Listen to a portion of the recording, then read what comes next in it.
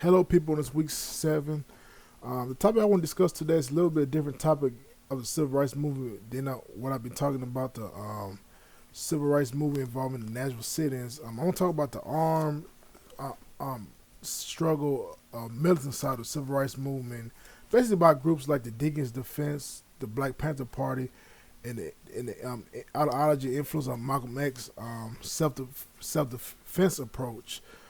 Basically, one thing to know is, I know usually in the civil rights movement, when we talk about civil rights movement, we talk about usually just it being nonviolent, led by Martin Luther King. What we don't talk too much about civil rights movements was many people was practicing ways of self defense, like people like, of course, like I mentioned, Malcolm X was preaching self defense. You got other people like Paul Williams, who's the head of the NAACP in Monroe, North Carolina, who preached about taking arms. And also had other groups like the Deacons of Defense and the Black Panther Party. The three sources that I'll talk about focus on this topic is a book review I found on Project Mule. It was reviewed by Luther J. Adams of the book The Deacons for Defense, Armed Resistance in the Civil Rights Movement, which actually I do have that book, which is a very fascinating book. The second source is a book called Survival, Pen and Revolution, The History of the Black Panther Party by Paul Akubulan.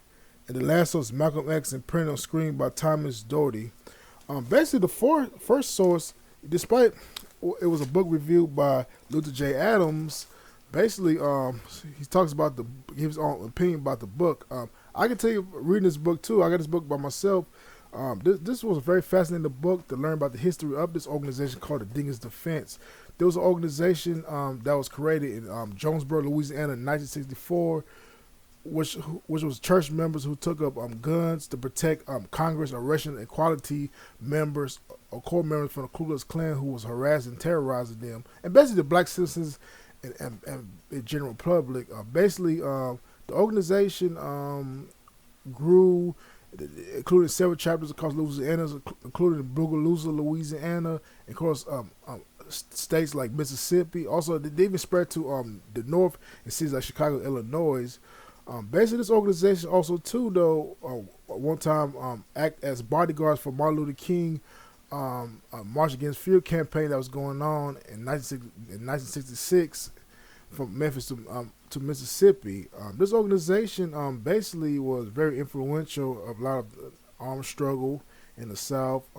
They're no longer existing. A lot of them disintegrated in 1968 as other organizations like the Black Panther Party got more notoriety, especially from the FBI.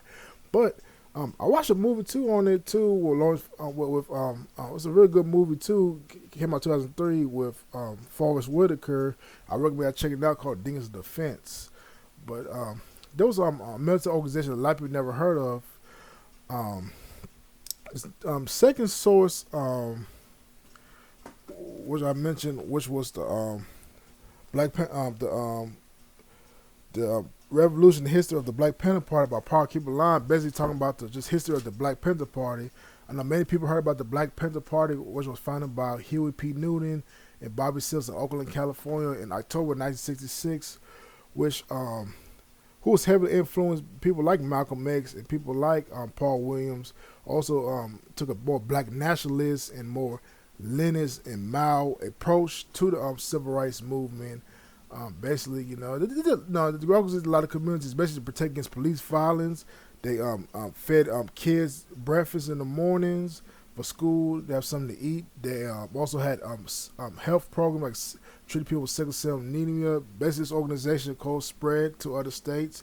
You had well-known figures like people like Fred Hampton, Elvis and Catherine Cleaver, Elaine Brown, who also one time the leader of the Black Panther Party, the only female. You had Stokely Carmichael, Kwame Ture, Angela Davis was affiliated with them. This is a very powerful organization, but of course a lot of them was systematic wipeout by the COINTELPRO, by J. Edgar Hoover, the FBI, and just infighting among the groups and stuff too, informants, which disintegrated in the early '80s. And the last source I'll talk about is basically the Malcolm X in Print by Thomas Doherty. That basically just talks about just Malcolm X, though, just basically what he stood for his life. Malcolm X was, of course, an advocate for self-defense, opposed to Martin Luther King nonviolence. Because you know about Malcolm X's story. He was born Malcolm Little. One time he was a criminal. Then he went to jail, converted to the Nation of Islam. He got out. He became a minister and one of the most famous ministers of the Nation of Islam. And he was also a civil rights activist. He stayed with Nation of Islam for a long time and preaching about self-esteem among blacks and just challenging other civil rights leaders and stuff and some of the ideologies he had. But of course, he had issues with the Nation of Islam because of jealousy and problems with Elijah Muhammad. And of course, he broke away from them and he went to Mecca. He became came back because he received a lot of death threats until he was assassinated in 1965, which people put the blame on Nation of Islam.